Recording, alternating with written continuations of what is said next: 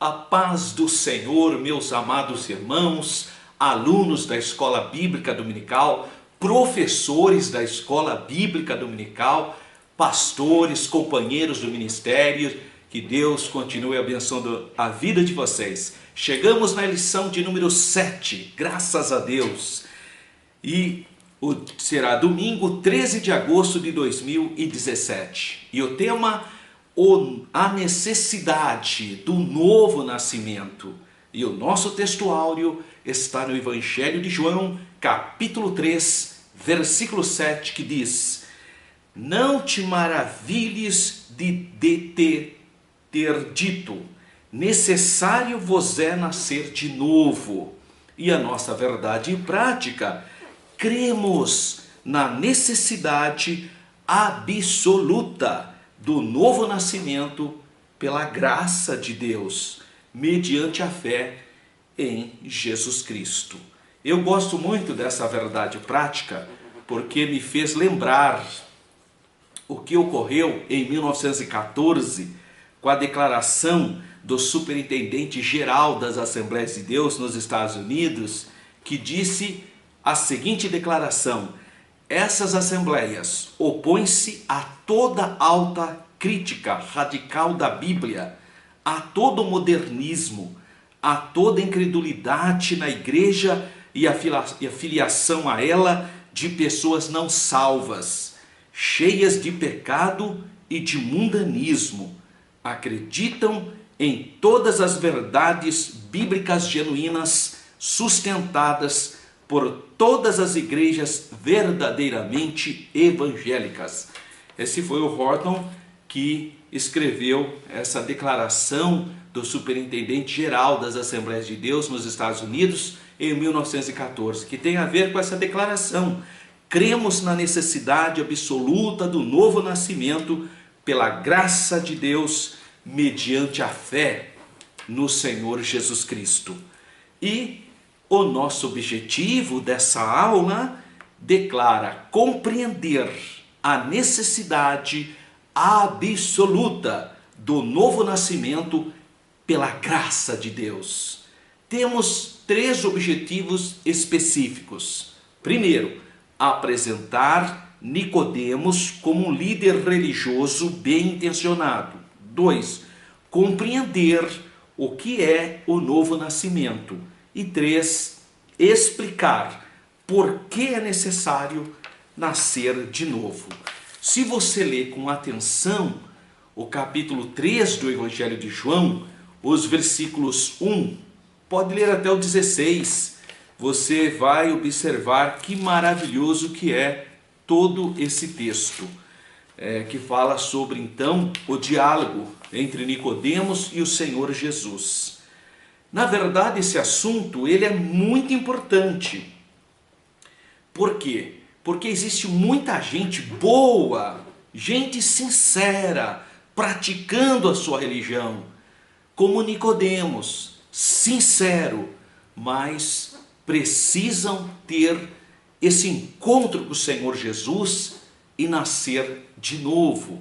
Eu sempre uso essa expressão, existe muita gente sincera, sinceramente errada, precisa encontrar a verdade que é o Senhor Jesus e experimentar o novo nascimento em Cristo. Por quê? Porque a boa prática religiosa não conduz à vida eterna. É isso que está no nosso texto do diálogo com o Senhor Jesus e Nicodemos. Então, o primeiro item, o primeiro tópico da nossa lição diz: um líder religioso bem intencionado. E o primeiro subtópico: quem era Nicodemos? Bom, é interessante essa pergunta. Em primeiro lugar, você que estuda a história, esse é um período em que a comunidade de Israel, ou seja, a província da Judéia, que está submetida ao Império Romano, ela tinha absorvido quase que 300 anos anteriores de cultura grega, helenística.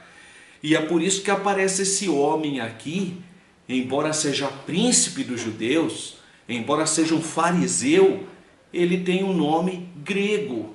Nikos, em grego, é vitória do, e demos é povo. Então, vitória do povo.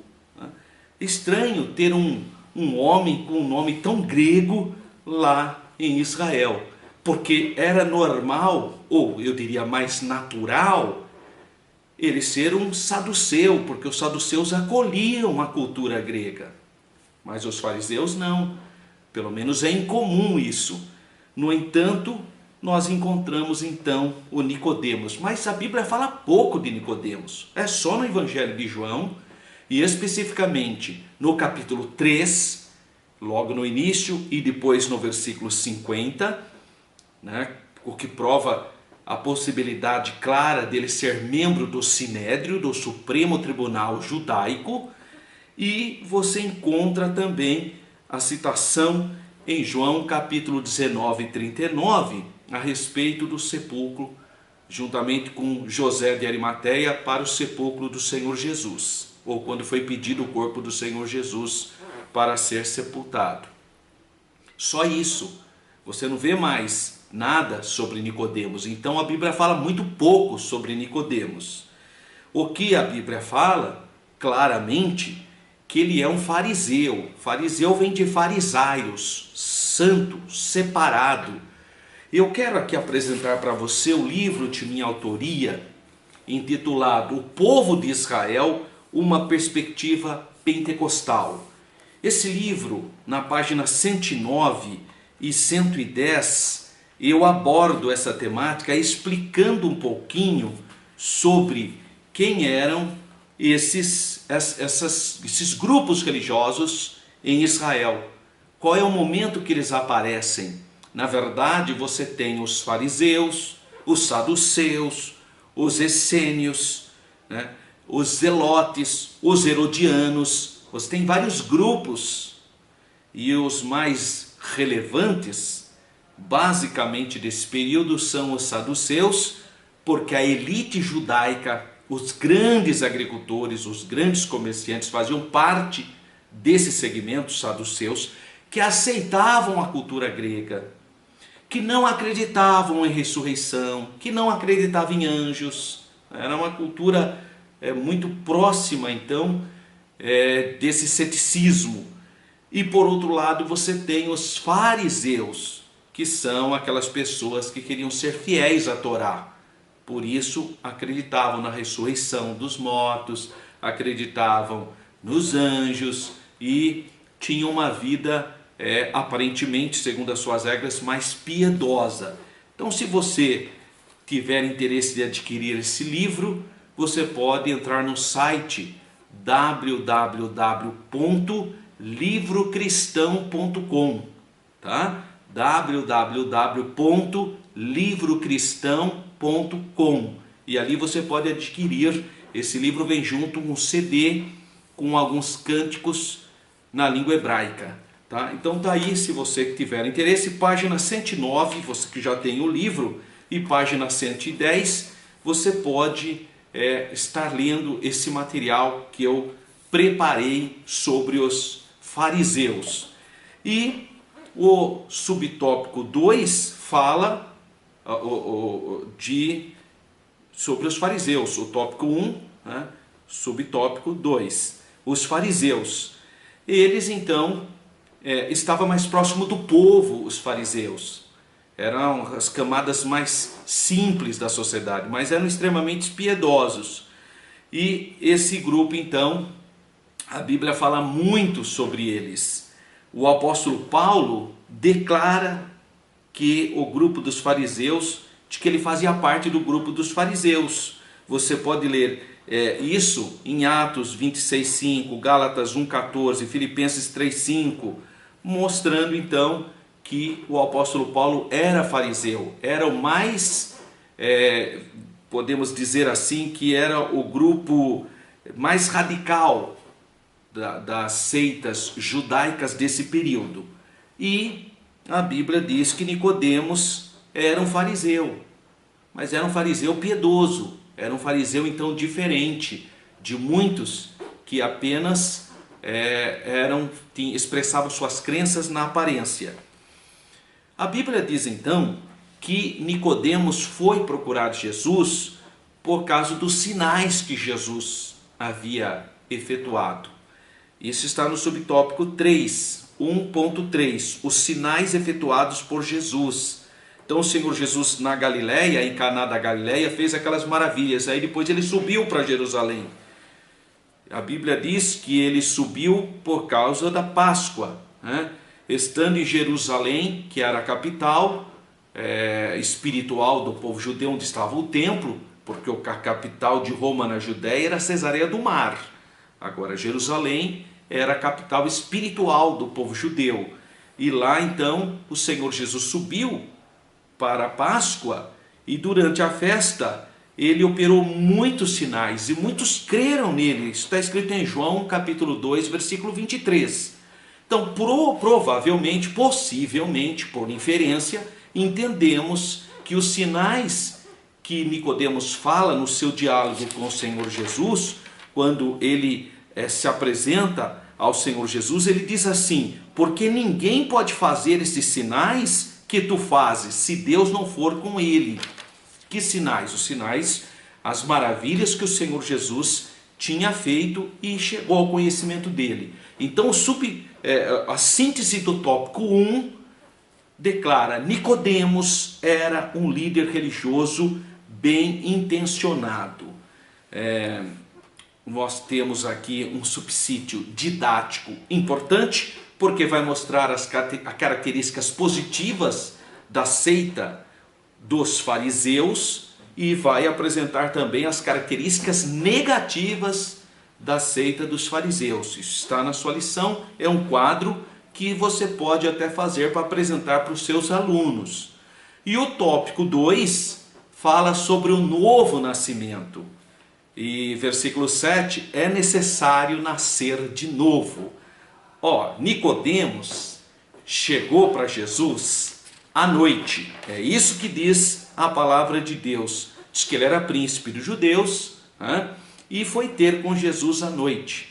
E chegou para Jesus e começou a elogiar Jesus. Rabi, bem sabemos que és mestres vindo de Deus. Aí elogiou Jesus. Então, provavelmente, possivelmente, ele achou que o Senhor Jesus: Nicodemos, você é um homem muito bom, muito piedoso, é um homem direito. Ele imaginou, coitado, que Jesus ia fazer isso. Mas Jesus, em outras palavras, falou: não vem disfarçando não, não vem querer me agradar não. Você precisa nascer de novo.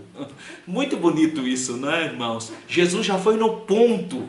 Você precisa nascer de novo. Você é um grande religioso, mas você precisa ser transformado. Interessante é que se Jesus realmente é esse rabino que ele está falando, por que ele não foi falar com Jesus durante o dia? Por que ir à noite? Aí revela então que ele tinha um certo temor da população, exatamente por ser um príncipe, por ser um representante da população. O tópico 2, subtópico 2, fala sobre a regeneração. Isso é muito importante. Por quê? Porque aí o Senhor vai falar que ele precisa nascer de novo. O que significa isso? Isso é uma transformação espiritual. A água é a lavagem que a palavra de Deus faz em nós. Como a água limpa, a palavra de Deus limpa a alma do homem. E é só o Espírito de Deus que pode fazer essa regeneração em nosso coração. E a partir de então eu passo a viver uma vida nova. Eu sou uma nova criatura. É o que diz a palavra de Deus: quem agora está em Cristo, nova criatura é. As coisas velhas se passaram, eis que tudo se fez novo. Então é o que Pedro fala sobre ser gerado pela semente incorruptível da palavra de Deus. Agora é importante que vocês saibam que aquelas pessoas que acreditam em reencarnação, muitas vezes citam essa passagem dizendo que isso aqui era a reencarnação, e não tem nada a ver. Novo nascimento não tem nada a ver com reencarnação, meus irmãos. Tem que ficar claro. Tanto é que o próprio Nicodemos falou: mas eu vou ter que nascer de novo? Eu vou ter que reencarnar? Não, não tem nada a ver. Tem nada de nascer de novo. O assunto é nascer espiritualmente, é ser transformado espiritualmente. Então o assunto aqui, aliás, o próprio Jesus fala, quem é carne, quem é nascido da carne é carne, e o que é nascido do Espírito é Espírito.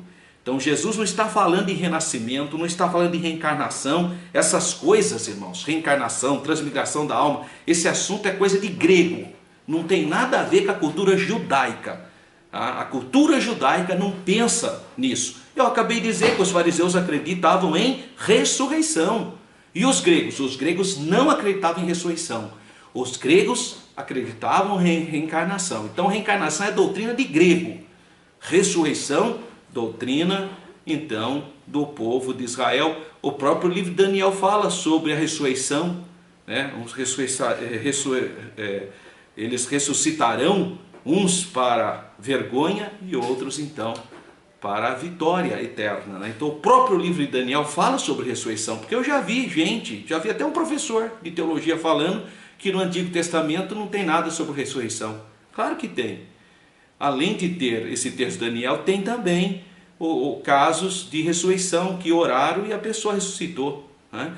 Então é importante nós entendermos que esse assunto aqui é novo nascimento e não tem nada a ver com reencarnação. E fique atento, porque as pessoas que acreditam nesse negócio de reencarnação começam a dizer que a palavra novo nascimento no grego é a mesma que reencarnação, e não é. Isso aí é uma deturpação, ou um desvio teológico, porque não tem nada a ver novo nascimento com reencarnação. E o tópico 2, subtópico 3, diz a perplexidade de Nicodemos. Por que que Nicodemos ficou perplexo?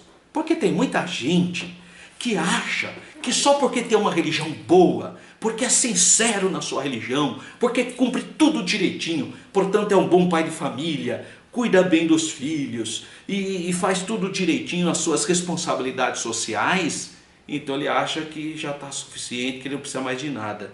É o caso do Nicodemos. Ele achava que ele era uma pessoa acima da média, né? Como um príncipe dos judeus. E, na verdade, Deus não está interessado simplesmente em religiosidade. Todo o tempo o Senhor quer o quê? Comunhão com o ser humano, né? Ele quer, e é Ele que toma esse primeiro passo, né? É Deus que foi atrás de Adão, né? É Ele que toma o primeiro passo para que a pessoa possa então ter o seu livre-arbítrio iluminado por essa graça e acatá-lo ou não, mas o primeiro toque sempre é o da parte de Deus. A síntese do tópico 2 declara: Jesus afirmou a necessidade do novo nascimento. É necessário nascer de novo. Quem não nascer de novo não verá o reino de Deus. Por isso que essa doutrina é muito importante, meu irmão. Sabe? É muito importante você enfatizar isso em sala de aula, porque aquele que não nascer de novo não pode ver o reino de Deus, não faz parte do reino de Deus. Há um outro subsídio importantíssimo, falando sobre o novo nascimento, falando sobre a conversão, e finalmente nós temos o tópico 3. E o primeiro subtópico do tópico 3 diz: o estado humano. Qual é a situação do ser humano? Segundo a palavra de Deus, todos pecaram e estão destituídos da glória de Deus. Estão todos os seres humanos mortos em ofensas e pecados, conforme Efésios capítulo 2, versículo 1. Paulo fala muito bem sobre isso também em Romanos capítulo 5, quando ele vai abordar o pecado original. Então, nós temos uma necessidade imensa de receber o Senhor Jesus e passar por esse processo de uma mente de Cristo, para de fato termos comunhão com o nosso Criador, receber vida espiritual, ressuscitar espiritualmente. E finalmente o nosso comentarista, pastor Ezequias Soares, aborda 3 personagens importantes da história. No primeiro momento ele fala sobre, além de nós termos já dito sobre o caso de Nicodemos, há aqui Saulo de Tarso. Ninguém nasce cristão. Você sabe que ninguém nasce cristão. As pessoas têm que aceitar a Jesus como seu Salvador. E o maior exemplo aqui é Paulo, que é Saulo, o antigo Saulo que tornou-se em Paulo. E o próprio Nicodemos que nós estamos estudando. Ambos eram judeus, nasceram e foram consagrados no judaísmo. Eram da seita dos fariseus, homens piedosos. Tanto aqui o Nicodemos como o Saulo, há indicação que ambos faziam parte desse sinédrio, porque no caso de Paulo recebeu cartas do sumo sacerdote para perseguir a igreja em Damasco, na Síria. Então existem indicações que eles eram então praticantes do judaísmo, de uma religião revelada, conhecedores da Bíblia, conheciam a palavra de Deus. Não é à toa que o Senhor Jesus fala para Nicodemos, que o Senhor Jesus faz a seguinte colocação aqui: és mestre de Israel e não sabes isso? Porque era para ele saber, que a Bíblia tem apontamentos sobre isso. Então tanto Barnabé como o caso de Saulo é bem emblemático, porque eles eram homens piedosos, eram homens religiosos, eram homens compromissados com a fidelidade da Torá, mas no entanto precisaram nascer de novo. E quando Paulo nasceu de novo, quando Paulo teve um encontro glorioso com o Senhor Jesus na estrada de Damasco, e aí ele nasceu de novo, que a água limpou, né? Houve essa regeneração, que ele foi limpo pelo sangue de Jesus, e a palavra penetrou como água, limpando o seu interior. O que Paulo vai dizer depois dessa experiência? Aí ele descreve o seu estado diante de Deus como era antigamente, igualando aos demais pecadores. Ele fala: insensatos, desobedientes, extraviados, servindo a várias concupiscências e deleites, vivendo em malícia, inveja, odiosos, odiando uns aos outros, etc. Ele fala que ele é um miserável pecador, depois que ele teve esse encontro com o Senhor Jesus. Antes não, antes como religioso ele achava que era uma grande pessoa, zeloso, piedoso. Então tanto ele como Nicodemos, que nasceram na religião judaica, uma religião revelada, precisaram nascer de novo. E no subtópico 3, tem aqui o exemplo do centurião, né, de Cornélio, e que prova que não existe salvação fora de Jesus, conforme a declaração de João 14,6. Eu sou o caminho, a verdade e a vida, e ninguém vem ao Pai senão por mim. Olha que no caso aqui de Cornélio, ele era italiano, da corte italiana, né? Então romano, e portanto ele não fazia parte dessa comunidade. Era diferente então no caso de Nicodemos e de Paulo, de Saulo de Tarso, porque eles eram judeus. Mas esse caso de Cornélio, mas ele era um homem piedoso. Aqui a Bíblia diz, ele orava a Deus, ele era um homem temente a Deus, um homem piedoso. Então as atitudes de Cornélio eram aprovadas por Deus. Tanto foi aprovada por Deus que Deus mandou Pedro ir pregar para ele, sair de Cesareia e ir para Jope pregar para ele, né? Ou melhor, sair de Jope para Cesareia, né? Ele pede para ir buscar, ele pede para os seus servos irem buscar Pedro em Jope, que estava na casa de Simão curtidor, e vai para Cesareia, onde estava Cornélio. Então veja, ele também precisou nascer de novo. Então seja judeu ou seja gentil, todos precisam aceitar o Senhor Jesus como seu Salvador pessoal e passar por esse processo da regeneração, do novo nascimento, para voltar à sua comunhão com o Senhor. A síntese do tópico 3, o novo nascimento é uma necessidade para toda criatura. E nós temos aqui um outro subsídio didático e as considerações finais. Infelizmente, ainda hoje tem gente que insiste em ser salvo apenas na sua prática religiosa, na sua sinceridade religiosa. É o sinceramente errado. Deixa eu aqui encerrar te contando uma coisa que eu acho relevante. Eu moro aqui em Campinas, tá?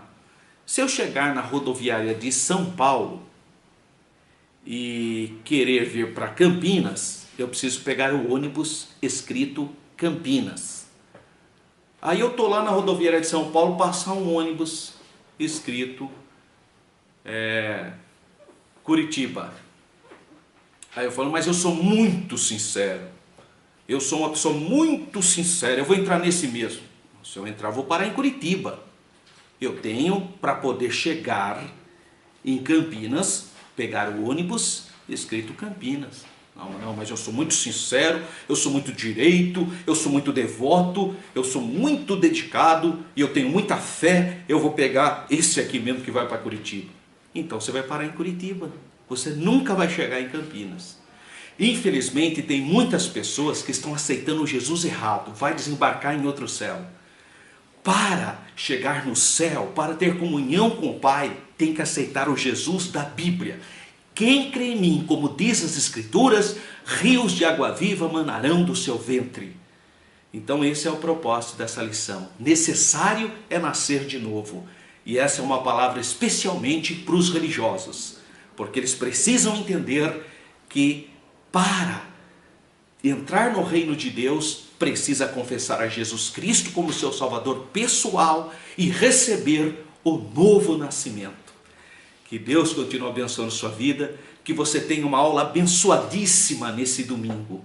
E você pode acessar o nosso site www.professoralberto.com.br e lá tem toda a lição, tem uma série de observações, citações extras que você pode então estar acessando. E pode também estar assistindo o filme, e eu peço para você compartilhar desse nosso vídeo para outras pessoas, para que todos tenham a oportunidade de ver esse conteúdo. E se você puder, se você desejar, todo sábado, das 16 às 17h30, nós temos a aula de capacitação ou aula de formação continuada para professores de escola bíblica dominical adultos. Fica na Assembleia de Deus de Campinas, Ministério Belém, Rua Pastor Cícero Canuto de Lima, número 160, Parque Itália, Campinas. Será uma alegria acolher você possa participar conosco da nossa aula. Um grande abraço, que o Senhor Jesus continue presente na sua vida, na sua família.